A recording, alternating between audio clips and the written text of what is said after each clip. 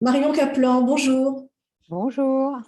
Alors Marion, est-ce qu'on te présente? Est-ce que je te laisse te présenter? Est-ce nécessaire? Ou est-ce qu'on y va direct? Présente-moi de la façon dont tu m'as connue et je me présenterai après. Alors comment je t'ai connue? Alors moi, le nom Marion Kaplan, évidemment, je connaissais. Il y a 10 ans, on s'était appelés et on a parlé un petit peu ensemble, si tu te souviens, de quantique. Et tu m'as dit, c'est plus possible, il faut que les choses, elles bougent. Moi, j'ai envie de faire un congrès quantique. Et nous, on venait de sortir l'aromathérapie quantique, à l'époque, avec le docteur Penwell. Et j'ai dit, mais c'est génial, moi, je te suis. Tu m'as dit, mais alors, qu'est-ce que tu en penses? Comment est-ce qu'on peut faire ça? On invite tout le monde. Enfin, tu vois, on a commencé un petit peu à échanger sur des notions un petit peu, on va dire, d'organisation. Et je crois que c'était 2 ou 3 jours après l'événement, il commençait à être ficelé, cadré.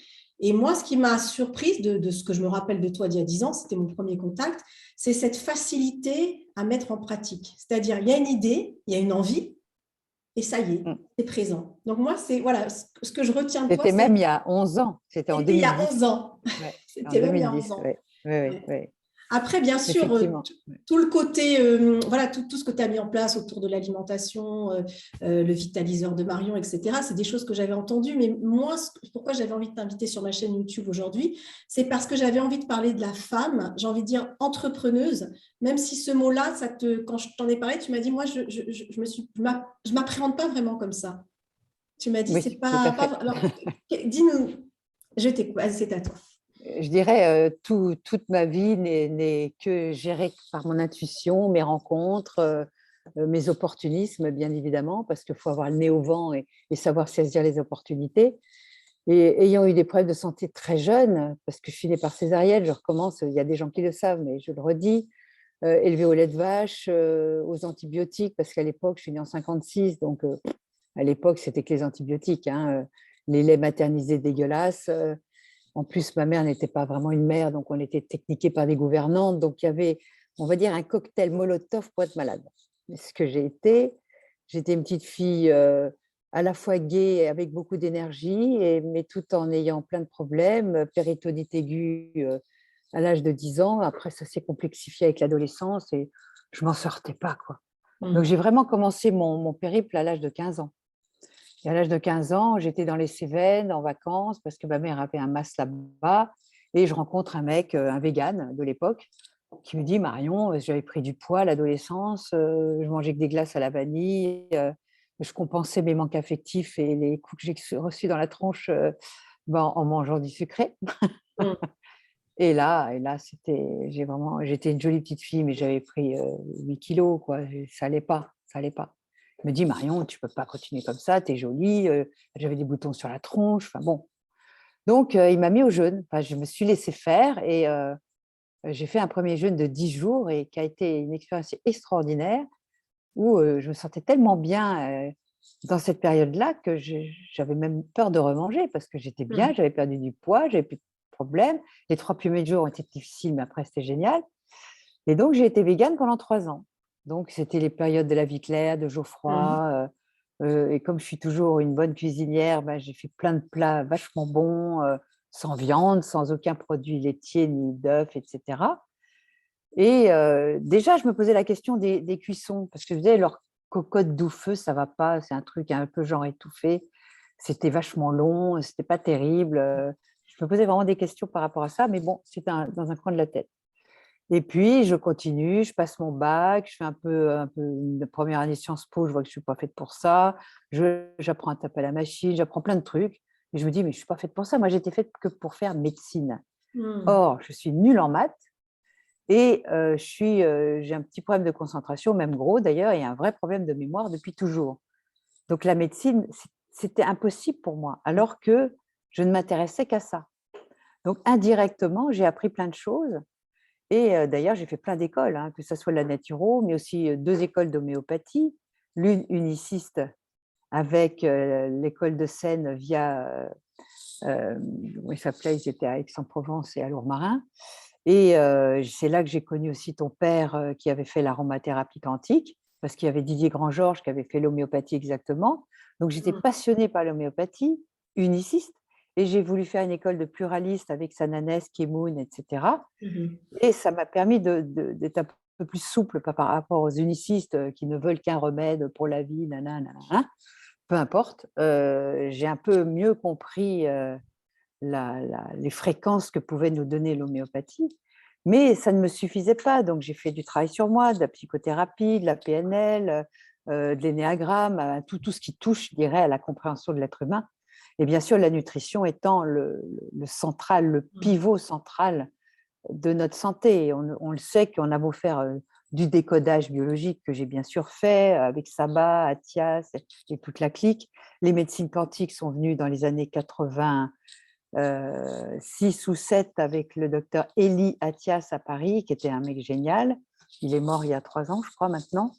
Il y a beaucoup de gens qu'on a laissés sur le côté aussi, parce qu'on vieillit et moi j'aurai 66 ans bientôt. Et voilà, bon, j'ai été précurseur comment? Parce que j'ai rencontré les précurseurs comme Kousmine, avec qui j'ai travaillé et fait des livres de son vivant. J'ai rencontré bien sûr Joyeux, que nous avons initié à la vapeur, parce que c'est nous qui l'avons initié, avec André Coquart. Et j'ai rencontré des grands pontes, ce qui a fait que ça a débouché sur mes congrès en 2010, parce que j'ai appelé tous les copains comme Kemoun, Athias, l'équipe de Montagnier, etc., pour venir, et vous bien sûr, pour venir montrer qu'il n'y a pas qu'une voie de guérison, qu'elles sont multiples, car l'être humain est multiple, et que bien sûr que l'alimentation, c'est important. D'ailleurs, j'ai dédié 2012, mon congrès de 2012 à ça, mais je voulais ouvrir un peu le débat et montrer qu'il y a plein de sphères à étudier et à travailler pour être un être humain en santé physique, psychologique et spirituelle, et être bien aligné. Et ça ne se fait pas juste avec la bouffe, hein. Non. Ni qu'avec les huiles essentielles, ni qu'avec l'homéo, ni Non, qu'avec non, la PNL. Il oui. faut un ensemble de choses et surtout une grande ouverture d'esprit. Et ce parcours a débouché en 1985, lors de ma découverte avec André Coquart dans les années 82. C'est là où ça fait Eureka pour la cuisson, parce qu'il avait mis au point un premier cuit-vapeur qui n'était pas encore tout à fait abouti, mais qui était déjà une première ébauche géniale, où il avait compris que l'eau de condensation ne devait pas tomber sur les aliments et que les trous devaient être plus gros, mais ils n'étaient pas encore assez gros parce qu'il n'avait pas les moyens d'acheter un moule. Et donc, on a créé une société ensemble. Moi, je travaillais à côté, hein. Je n'ai jamais travaillé pour le Vitaliseur au départ. J'ai mis plusieurs années avant de pouvoir en vivre. Et finalement, j'arrivais avec ma casserole sous le bras et j'allais rencontrer des journalistes. C'est là où je suis allée chez Joël de Ronet avec ma casserole sous le bras, qu'il en a acheté bien sûr, et que j'étais mignonne et donc j'avais des ouvertures et j'allais voir les chefs. J'ai des chefs qui m'ont dit: «C'est quoi ton truc?» Ils ont vu qu'on gardait tout le côté, la structure, le côté organoleptique, et qu'il suffisait d'être un bon saucier. Il se trouve que j'étais une très bonne saucière et j'ai eu des grands étoilés qui m'ont fait confiance, et le Vitaliseur est d'ailleurs chez eux, que ce soit, il y avait Yann Jacot, il y avait, oh là, j'oublie les noms, ils ne viennent pas comme ça, mais il était dans le 17e, enfin bref, c'est des grands encore noms aujourd'hui, hein. Donc Oui, il y a eu Trois Gros aussi, il y a eu des gens comme ça qui ont le Vitaliseur, quoi. Ils n'en d'accord. servent pas que de ça, bien entendu. Mais si on veut préserver totalement la structure du produit sans altérer des nouvelles molécules comme les molécules de Maillard, les goudrons, si on veut épurer les toxines, si on veut garder toutes les vitamines et les minéraux, le Vitaliseur est la réponse. Ça. Et j'ai pu en vivre donc à partir des années 88-89. D'accord. Voilà, Donc, en fait, 3-4 si ans tu veux, après. quand je t'écoute, j'essaye j'écoute les ingrédients un petit peu qui font que bah, tu es encore là. Aujourd'hui, tu fais encore des propositions, tu es invité. Ah oui, ouais. J'essaye d'écouter. Donc, les ingrédients que j'entends, parce que les femmes qui vont te regarder, Marion, elles sont dans le même cas que toi. Elles ont peut-être mon âge, peut-être ton âge, mais elles ont envie, elles aussi, de partager avec l'humanité. Elles sentent que bah, ce monde, il bouge et qu'à un moment, il y a peut-être des choses qu'il ne faut pas qu'elles gardent pour elles, qu'à un moment, il va falloir partager, il va falloir y aller. Donc, j'entends une histoire de vie. Tu démarres, tu n'as Mhm. peut-être pas toutes les cartes en main. Quand je regarde les femmes qui nous suivent, c'est souvent ça, elles n'ont pas toutes les cartes en main. Elles sont venues à une modification de leur façon de penser, de s'alimenter, parce que justement, ça les touchait dans leur chair, soit elles, soit leurs enfants. Donc, j'entends que c'est cet ingrédient qui a de commun entre toi et les personnes aussi qui rentrent dans, tu vois, tout ce qu'on fait. Il y a aussi cette... bah après, je vois que tu as une certaine détermination, c'est-à-dire qu'à un moment, tu as fait ton jeûne, tu as dit, voilà, je vais Oui, jeûner, et puis tu voilà. dis, je veux continuer, je veux poursuivre. Donc, il y a aussi cette détermination, déjà cette volonté de changement et cette détermination. Donc, j'ai l'impression que c'est un ingrédient important aussi, cette Ah détermination. oui, et puis j'ai beaucoup de culot. Donc, de toute façon, j'expérimente tout. Donc, c'est pour ça peut-être que les gens me font confiance, parce Ouais. que ce n'est pas de la théorie. Et donc, quand j'essaye quelque chose, je l'essaye à fond. Au départ, quand j'ai Qu'est-ce découvert que tu veux dire par j'ai beaucoup de culot? Parce que ça, on veut en savoir plus. j'ai du culot, c'est-à-dire que quand je faisais des rencontres, j'avais rencontré le patron d'un journal qui s'appelle VSD, parce que j'étais relations publiques dans une société, donc je rencontrais aussi des journalistes Ouais. et j'y allais, quoi. Donc j'y allais au culot, Qu'est-ce quoi. que J'ai tu même rencontré un dirais, ministre. Marion? Qu'est-ce que tu dirais Hein, à ces femmes qui disent je n'ose pas? Je je n'ose dirais, pas parce que le syndrome de faut qu'elles l'imposteur, parce que qu'est-ce que tu as envie de leur dire? bah, les femmes qui disent j'ose pas, déjà, elles sont bloquées par leur éducation, elles sont bloquées peut-être par le regard qu'on va porter sur Oui. elles, par le jugement qu'on va porter sur elles. Et bah, ce blocage fait qu'elles peuvent passer à côté de leur vie. Qu'est-ce Oui. qu'elles risquent? Elles risquent un non. Eh ben, voilà, on te dira non. Et alors? Et D'accord. on risque un oui, peut-être. Donc le non, on l'a déjà quand on veut demander quelque chose. Donc autant aller au culot vers le oui. Le oui, et c'est vrai que je me fous qu'on me juge, je m'en fiche qu'on m'aime ou qu'on m'aime pas. Et ça, c'est un truc… parce que je me suis libérée, j'ai fait pas mal de psychothérapie, il faut dire, hein. Que ça soit de groupe, que ça soit individuel, que ça soit avec des séminaires qui étaient absolument fabuleux. Ouais. Avec Lise Bourbeau, j'ai fait tout le cursus de Lise Bourbeau au Canada pour devenir même moi-même, si je voulais être intervenante, ce que je ne fais pas. Mais j'ai tous les codes que j'ai travaillé sur moi parce que je me suis dit, j'ai l'impression d'être derrière la vitre, je suis mal dans ma peau, je ne suis pas bien et je Ouais. veux casser la vitre pour aller dans la vie. Donc, ce culot, je l'ai toujours. C'est vrai, toujours. Je travaillais pour une boîte qui faisait qui avait une usine incroyable, qui faisait des logiciels, qui travaillait en CFAO, c'est-à-dire conception, fabrication assistée par ordinateur. Et on devait faire l'inauguration et et on lui remettait un prix. Et donc, il y avait Michel Delebarre qui était ministre du Travail à l'époque. Et j'ai planté mes yeux dans les siens. Je pense que ça l'a électrisé. C'est Ouais. là où je dis j'ai du culot. Et après, je suis allée le voir pour qu'il vienne à notre inauguration. Et il se trouve qu'après, j'ai parlé du vitaliseur, j'ai parlé plein d'autres trucs et ça l'a intéressé, quoi. Voilà, il était ouvert. Mais ce culot, c'est quelque chose que tu as toujours été comme ça, du plus loin que tu te souviennes, ou c'est vraiment venu avec le travail? Parce que moi, Marion, j'en connais des gens qui font du travail et qui font des stages, etc. Et ça se débloque toujours pas. Donc, à quel moment tu as eu cette bascule de je m'en Non, fiche non, du regard qu'on porte sur moi? la première fois que j'ai fait une conférence, j'avais presque un ulcère d'estomac tellement j'étais stressée. Donc, ça vient avec le travail sur soi, ça vient avec le courage. Le courage. Le courage, pour moi, est un ingrédient très important. Et étant née par césarienne, je pense que ce courage, je ne l'avais pas spontanément. Mhm. Parce que quand vous naissez par césarienne, on vient vous chercher. C'est ça. C'est-à-dire on m'a pas demandé mon avis si j'étais prête ou pas. On Mhm. m'a fait accoucher un vendredi parce que ça emmerdait le gynéco de venir le week-end.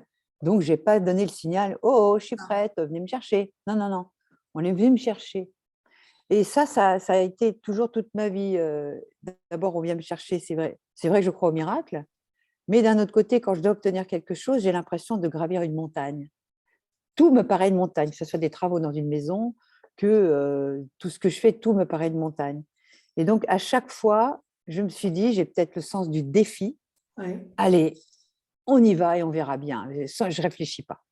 Pour le congrès que j'ai fait en 2010, je n'ai pas réfléchi, je Ouais. n'ai pas calculé. Ouais. J'en ai pas fait une histoire d'argent. D'ailleurs, j'ai rien gagné, ni rien perdu, heureusement, grâce au DVD.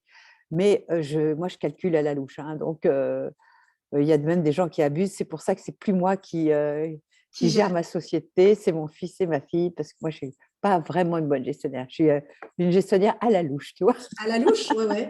Non, non, mais c'est intéressant parce que moi, je me retrouve aussi un petit peu dans cette espèce d'intuition, d'envie, tu vois, tu as, cette envie. Et puis quand tu sens que c'est le moment, bah, tu dis, j'ai le culot, quoi. J'ai pointé mes yeux dans ses yeux. Et je baisse les yeux, je suis à côté bélier, je suis verseau ascendant bélier, Ah et oui, je fonce, quoi.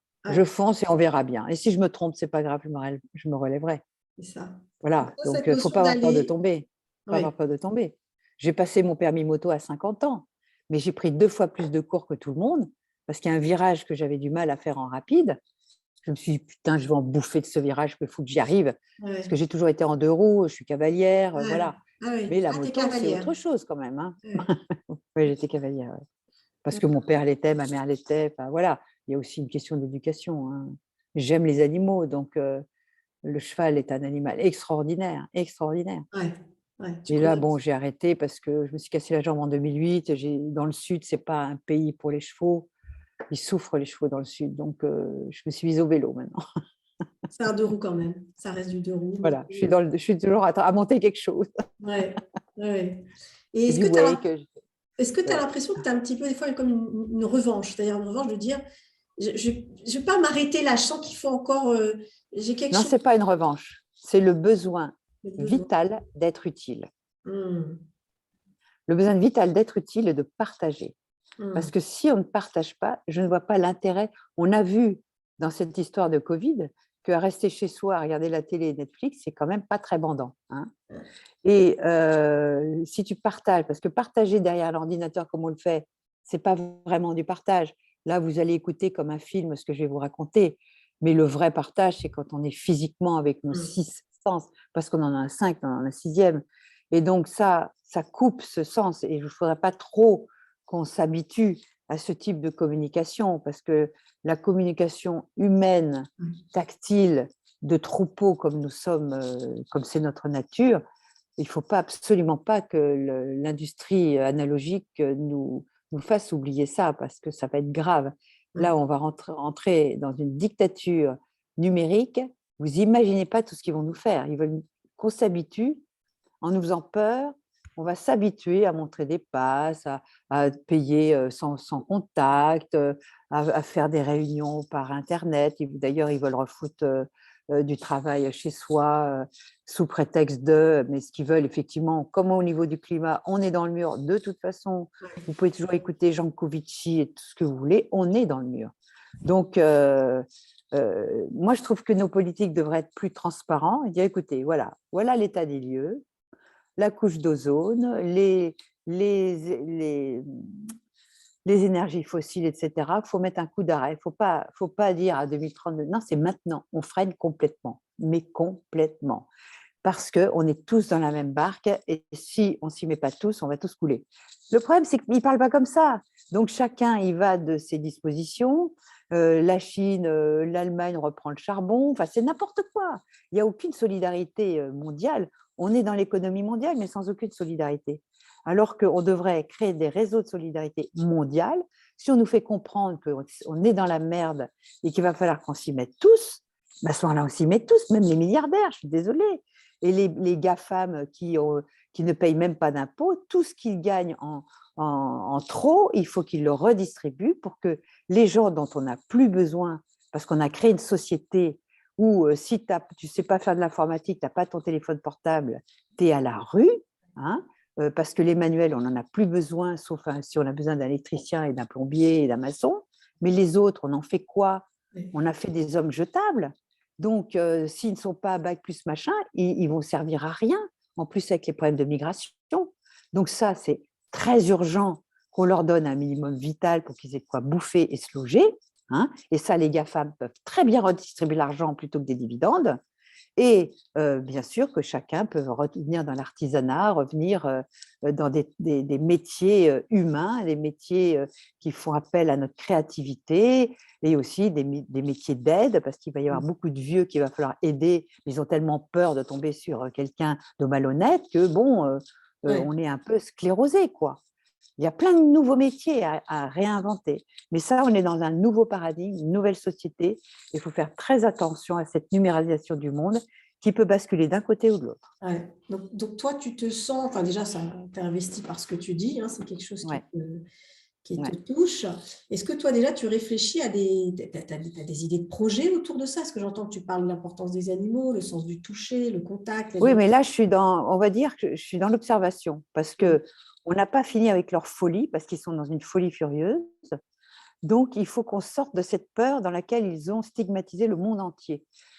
Tout ça pour une grippe qui, de toute façon, tue tous les ans les comorbides et les vieux qui ont des diabètes, etc. De toute façon, c'est comme ça que ça se passe tous les ans. Mm. Mais sauf que là, ils ont mis un focus dessus pour faire peur à tout le monde.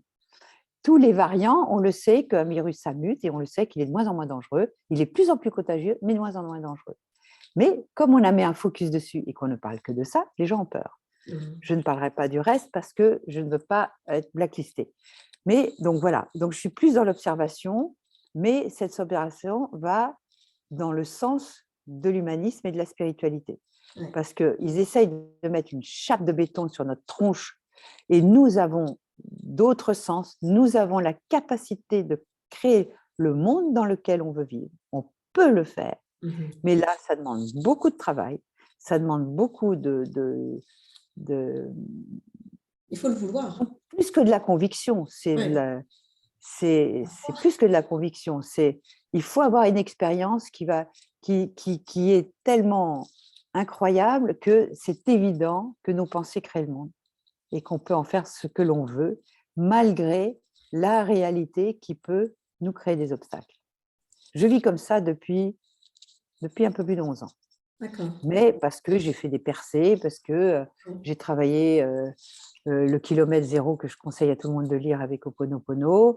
Il y a un certain nombre de techniques, mais pour ça, il faut s'être débarrassé de nos croyances. J'ai écrit un livre qui s'appelle Mes 10 commandements de santé. Il paraît qu'il est en rupture de stock et ils ne vont pas le rééditer, c'est dommage.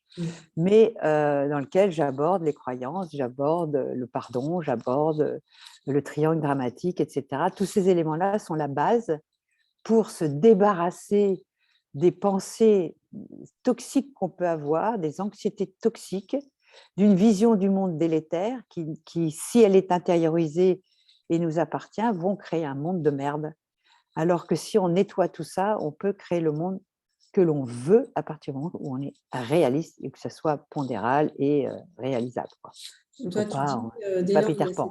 cette projection en fait, d'un monde nouveau, d'un monde futur, on peut projeter comme un hologramme. Oui, il faut savoir ce qu'on veut. Un monde différent, mais pour arriver à projeter, pour être la lumière qui projette, il faut déjà se débarrasser de toutes ces croyances et ces freins. Et ces attachements. Et ces attachements. C'est difficile de se détacher. Mais moi, je ne suis pas attachée à grand-chose maintenant. Donc, c'est un travail. Les bouddhistes sont ceux qui sont le plus proches de cette réalité. Et je ne suis pas bouddhiste non plus, je ne suis à rien du tout. Je suis à ce qui peut donner du sens et à ce qui peut apaiser un stress, ce qui peut nous permettre d'ouvrir une vision à la fois réaliste. Et donc, je suis consciente des dangers. Je dis, oh putain, le caterpillar qui nous arrive sous la tranche. Si on continue comme ça, parce que j'ai l'impression que beaucoup de gens sont endormis et très apeurés, c'est grand dommage, parce que ceux-là, je pense qu'ils vont morfler plus que les autres. Mais bon, voilà, je n'ai pas dit que je n'allais pas non plus être touchée, je peux l'être, mais je suis prête à tout. Et la création, merci Marion, et la création de c'est beau, c'est une belle vision, c'est une projection, on sent, voilà, tu n'étais pas accablé par la peur, il y a quelque chose. Vraiment, dans cette période, je m'en fous complètement. Il y a une lumière interne, il y a une vision interne, et cette vision interne, on peut l'emmener, on peut la rendre visible. Maintenant j'ai une question à te poser en termes de numérique. Ça veut dire que ce n'est pas la majorité de la population quand même qui se relève, qui se bat. On a plutôt tendance, dans la majorité de la population, à suivre, à se calfeutrer. Tu vois, donc, je veux dire, quand tu regardes le petit nombre, certes vivace, qui se dit mais il faut changer, c'est encore possible, et la grosse masse qui finalement se dit ben non, c'est pas si mal comment on vit. La balance est quand même déséquilibrée. Qu'est-ce qui fait qu'on se dit non? De toute façon, tu sais, il n'y a que deux vraies émotions sur Terre, l'amour et la peur. D'accord? Tout le reste, c'est des ersatz ou de la peur ou de l'amour. Donc, tu choisis. Ou tu choisis la peur. Et si tu fais des choix parce que tu as peur d'être seul, parce que tu as peur de manquer, parce que tu as peur de ci, de ça, tous ces choix, tu vas le payer cher. Ce ne sera pas les bons choix. Mais tous les choix que tu fais avec enthousiasme, avec « allez, j'y vais, tant pis ce qui arrive », j'y vais avec le terme d'amour, c'est peut-être la joie, c'est le courage, c'est la confiance, c'est la foi, parce qu'une confiance sans foi, il lui manque quelque chose. Mais ce n'est pas la foi en un Dieu, c'est la foi universelle que l'homme a des sens, a des capacités incroyables. Il faut passer d'humanoïde à humain. Et passer d'humanoïde à humain, ça demande beaucoup de travail, parce que je regardais un un documentaire sur des grands singes, mais ils sont extrêmement humains. Il y avait des macaques en Inde qui apprenaient à plonger, l'autre qui le pousse.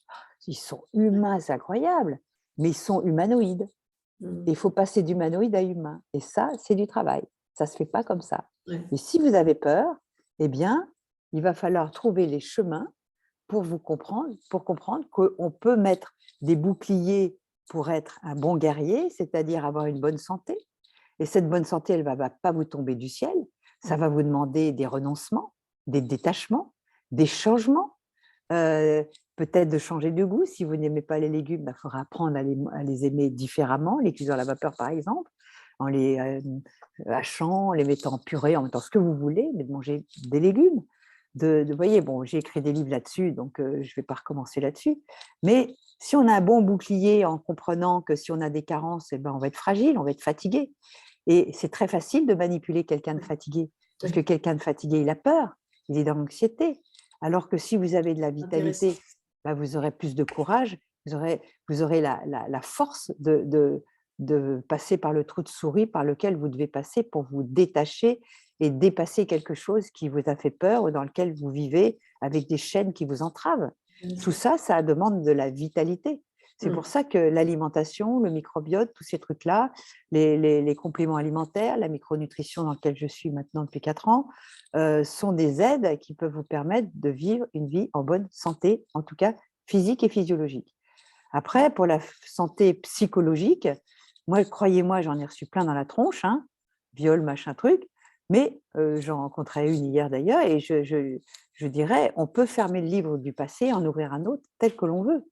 Mais si on est toujours en train de se victimiser sur notre passé, ah, tu comprends, oh là là, oui, voilà, mon père, il m'a violée pendant 10 ans. Je dis, oui, d'accord, bon, ok, c'est grave, c'est terrible, c'est terrible. Bon, une fois qu'on a fini de pleurer, qu'on a fait un mausolée de sa douleur, on peut peut-être passer à autre chose. Mais ça demande, c'est dur ce que je dis, mais on peut tous le faire, vraiment. Et si vous ne le faites pas, c'est que vous voulez rester dans votre peur. Et à ce moment-là, on ne peut pas vous plaindre de continuer à avoir une vie où c'est plutôt le noir qui est devant vous que la lumière. Et ça, c'est individuel, c'est très dur ce que je dis, mais c'est la seule façon pour s'en sortir. C'est vraiment on remonte les manches, on va voir les bons psys, on va voir les bons séminaires, on y va. Vous pouvez faire Écoute ton corps, je trouve que c'est un très bon séminaire de base qui vous permet un peu de mettre tout ça à plat. Vous allez voir, il y a des exercices sur le miroir, des exercices sur les parents qui sont vachement bien, qui vous permettent de prendre un peu de recul, vous mettre en métaposition sur ce que vous avez vécu, et puis d'arrêter de faire un mausolée de la victimisation. Parce que c'est ça qu'on va dire, ah, je suis malade, ah, pauvre moi, je suis malade. Bah oui, tu es malade. Bah, peut-être que tu peux essayer de comprendre pourquoi, et peut-être qu'il y a des choses à changer pour sortir de cette maladie. Ok, il y a des polymorphismes génétiques, et moi, croyez-moi, là-dessus, j'ai fait tous mes gènes, parce que ça, je ferai un article bientôt sur mon site, vous le trouverez, vitaliseurdemarion.fr, article. Mais comme c'est un article qui va me demander beaucoup de profondeur et du temps, je vais le faire là d'ici avril. Parce que nous avons des gènes qui nous programment. Hélas, moi, je devrais être diabétique, obèse, j'ai un foie qui ne détoxifie pas, je pense que je mourrais d'une maladie cardiovasculaire, enfin, peu importe. Donc, j'ai des gènes assez minables. Et ben, malgré un génome très fragile, où j'aurais pu être diabétique, puisque j'étais déjà résistante à l'insuline il y a 5 ans quand j'ai fait les tests, eh bien, j'ai complètement changé les choses, et maintenant, nickel, quoi. Il n'y a plus rien.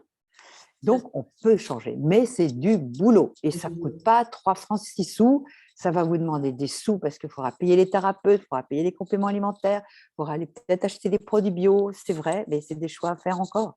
On peut manger moins. On créera moins de radicaux libres si on mange moins. Donc, on mange trop, déjà. C'est intéressant Marion, pour ce partage, et je voulais juste rebondir sur ce que tu disais. Effectivement, on peut avoir une espèce de génétique, mais finalement, cette génétique, elle ne pourra développer sa pathogénicité, c'est-à-dire se développer telle que si elle a l'environnement pour. Si tu as un environnement adéquat, l'alimentation, la pensée saine, eh bien, cette pathogénicité, elle ne va pas trouver racine, donc potentiellement, tu aurais dû voir croître ces pathogènes.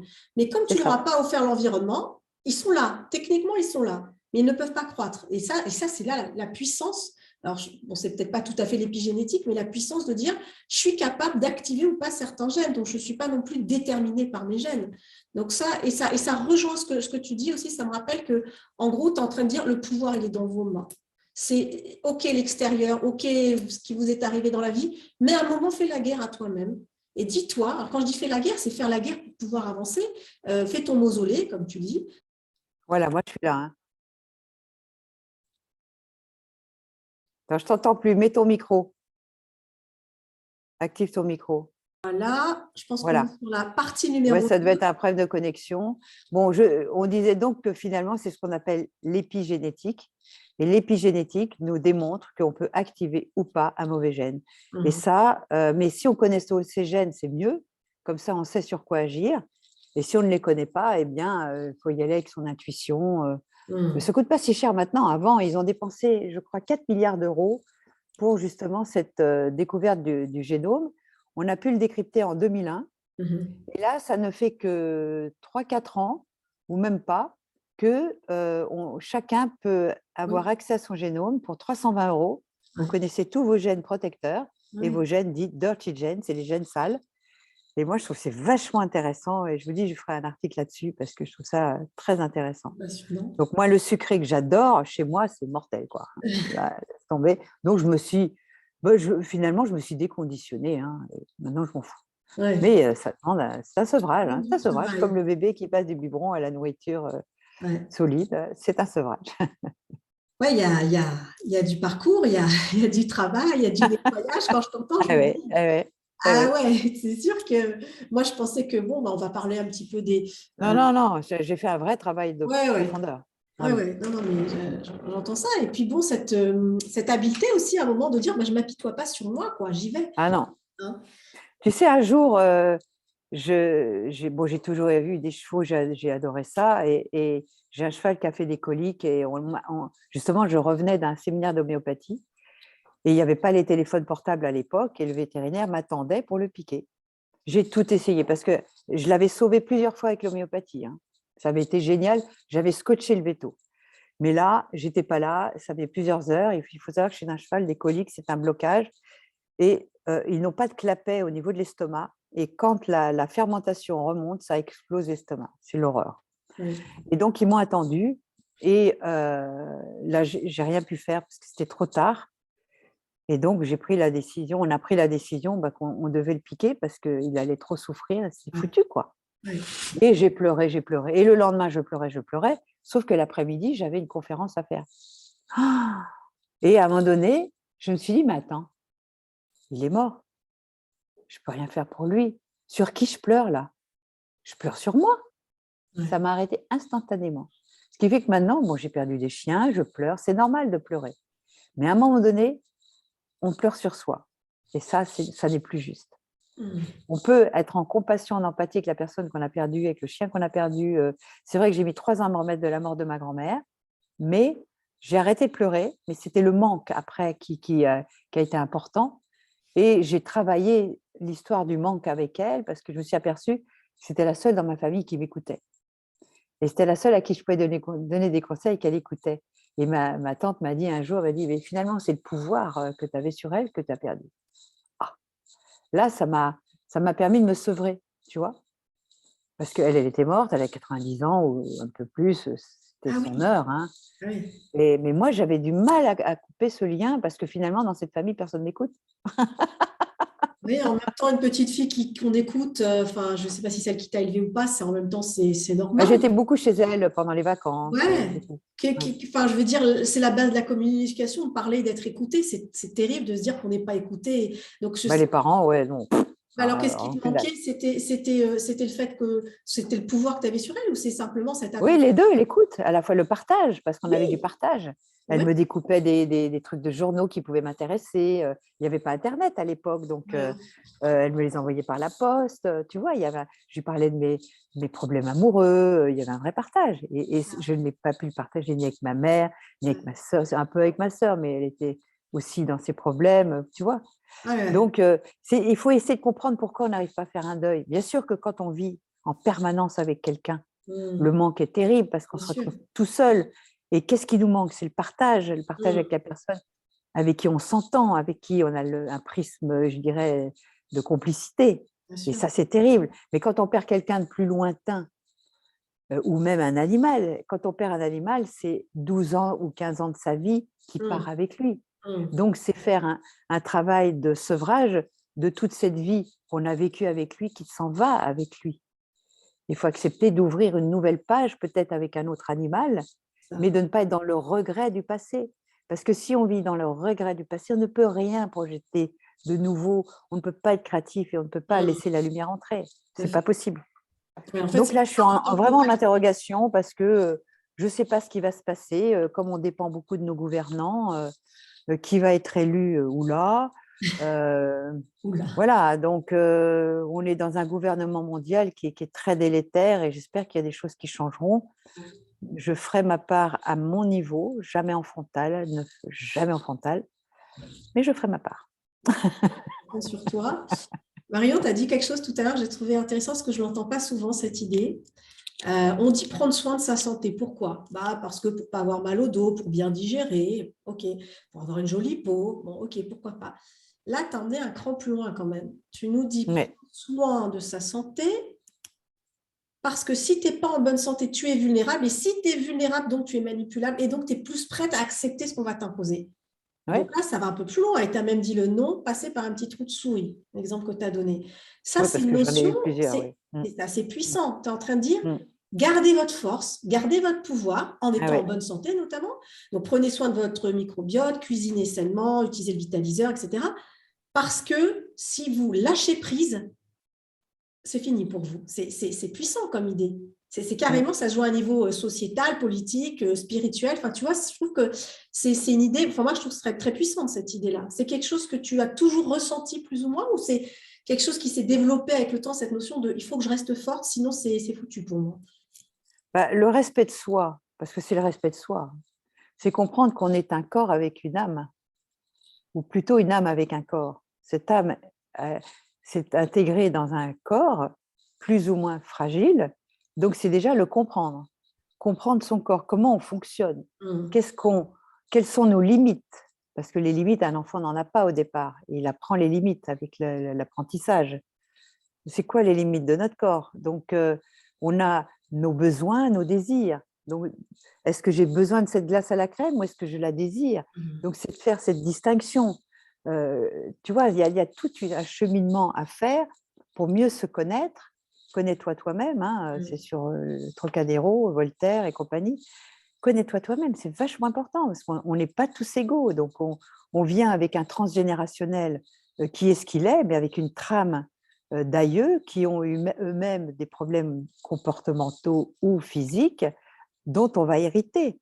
Et Ouais. cet héritage, que ce soit mes aïeux de Anne Justenberger ou autre, tout le travail transgénérationnel est très important. Vous ne venez pas dans une lignée par hasard. Mmh. Et moi, j'ai compris ça avec une régression chez Lise Bourbeau, que ce serait bien d'admettre le paradigme que tu choisis tes parents. Mmh. Et quand tu comprends que tu choisis tes parents, tu ne peux plus être victime, puisque Ouais. c'est toi qui les as choisis. Ouais. Et alors, pourquoi tu les as choisis? Parce qu'il y en a beaucoup, on se plaint beaucoup tous de nos parents. Ouais, il m'a pas aimé comme ci, il m'a pas dit, etc. On est toujours en train bien sûr, les critiquer parce qu'on aurait attendu que, puis ça nous était du que. Tout ça, c'est un travail voilà, que tout le monde devrait faire. Mais une fois que tu as compris, parce que tu peux avoir un père ou une mère qui te bat, qui te viole, qui te maltraite, qui te déshonore, qui t'humilie. Tout le monde est passé par ces trucs-là. OK, mais si c'est moi qui l'ai choisi, à un moment donné, je me réveille. Ah, c'est moi qui l'ai choisi. Donc, j'ai peut-être fait des trucs, je ne sais pas si on peut parler de vie antérieure ou d'un aïeux qui lui-même n'a pas réglé ces problèmes-là. Je me remonte les manches et je me dis, finalement, merci de me montrer, en tout cas, c'est moi ce qui m'a permis de supporter mes parents. Merci mon Dieu de me montrer ce qu'il ne faut pas faire. Et j'en ai encore une fois, très récemment, des exemples. Donc, ça ne me touche plus, mais je me dis, waouh, et dire que j'aurais pu être comme ça. Tu prends la Donc, responsabilité.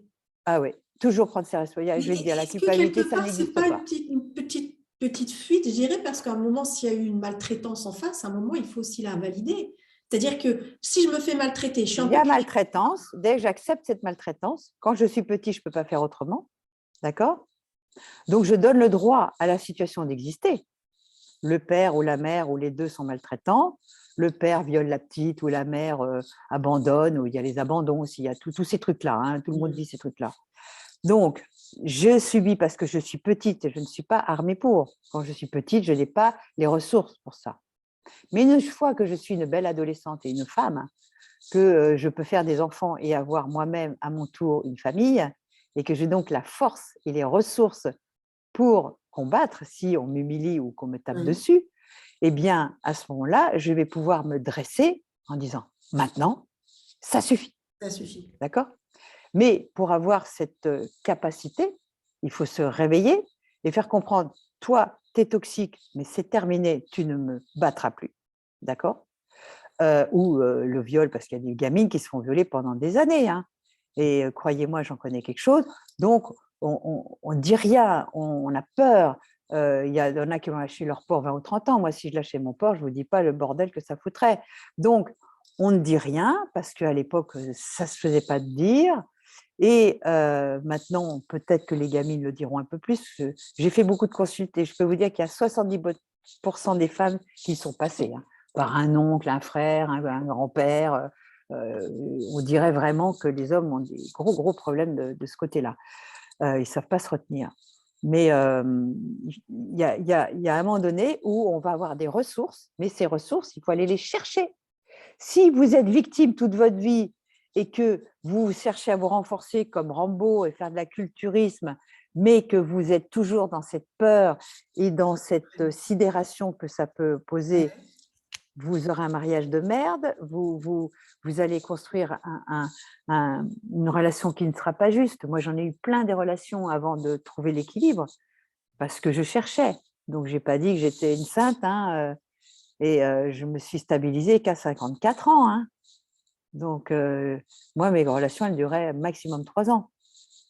Donc, tu vois, mais au moins, j'y allais et j'y allais là. Hein, j'y allais. Qu'est-ce qui a basculé? Qu'est-ce qui fait qu'enfin basculé dans le sens de la stabilité? Qu'est-ce qui fait que tu as cherché jusqu'à 54 ans et tout à coup, paf, ça y est, ça se stabilise. Il y a eu Ben, quelque j'ai eu chose. une percée. Hein? Tu sais, j'ai fait des séminaires et bon, j'ai eu un maître spirituel qui était extraordinaire.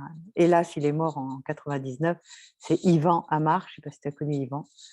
Quel être extraordinaire. Il n'avait pas besoin de parler. Tu avais l'impression d'une ampoule qui s'allumait quand tu étais en sa présence. Et je n'ai jamais trouvé l'appareil. Jamais, jamais. J'en ai vu, mais pas pareil. Et donc, il y a toujours eu cette quête pour moi, Krishnamurti, toute cette quête de l'éveil, cette quête d'être un avec le tout, etc. Donc, ça, c'est une quête. Hein. L'agenda de mère, j'avais une trentaine d'années, Sri Aurobindo, le yoga des cellules. J'étais dans cette quête-là, mais sans y arriver. Hein.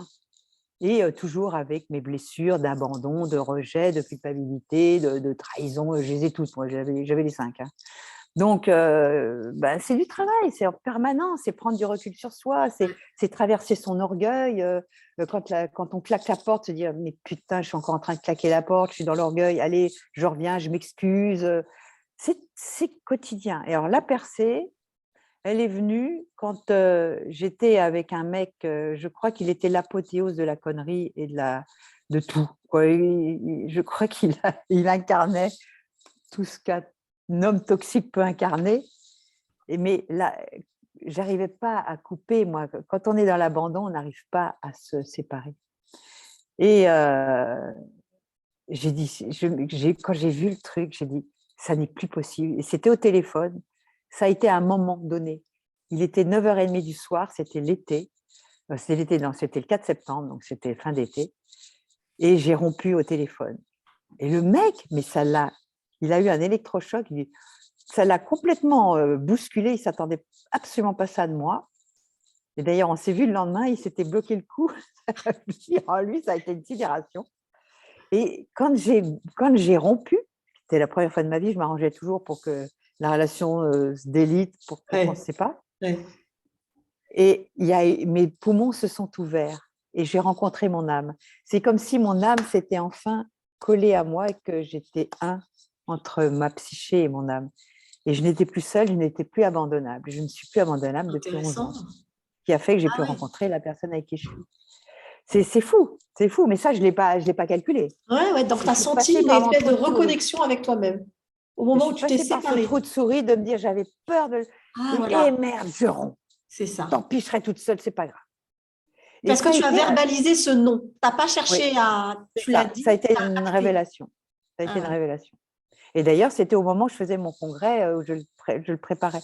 Et je l'avais préparé pour lui, en plus, pour l'aider. C'est un truc de dingue. Je peux poser une question. S'agirait-il d'un sculpteur par hasard? Le nouveau, c'est le sculpteur.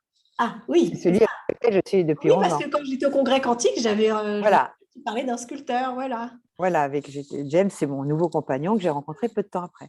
Mais D'accord. l'ancien, je ne sais même pas ce qu'il est devenu, parce qu'il était, c'était l'apothéose du sordide. Oui.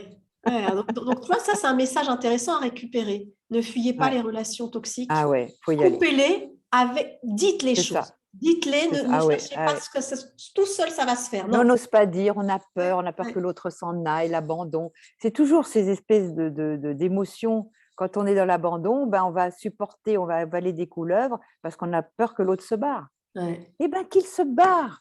Et je peux vous dire, moi, maintenant, j'arrive à régler à distance avec des jeunes femmes et tout ça. C'est Je dis, super. vas-y, dis la vérité.